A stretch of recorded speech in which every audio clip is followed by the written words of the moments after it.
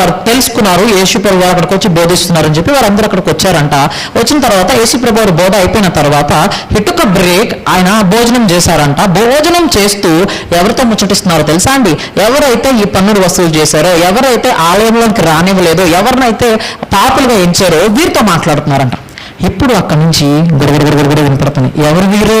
పరిసయ్యులు, శాస్త్రులు. చూసారా, ఇతను దేవుడు అని చెప్పుకుంటున్నాడు, అసలు ఇట్లా వెళ్ళి పాపులతో మాట్లాడడండి, ఇతను కూడా పాపి కాబట్టే పాపులతో మాట్లాడుతున్నాడు. ఏ గూటి పక్షి ఆ గూటికి చెందుతుందని చెప్పి అది ఊరికే అనలేదు పెద్దలు. ఇది ఇతను మళ్ళా నిరూపిస్తున్నాడు. వెళ్ళి ఎవరితో మాట్లాడుతున్నాడు? ఇప్పుడు పాపులు ఇతని సాంగత్యమే ఉన్నారు.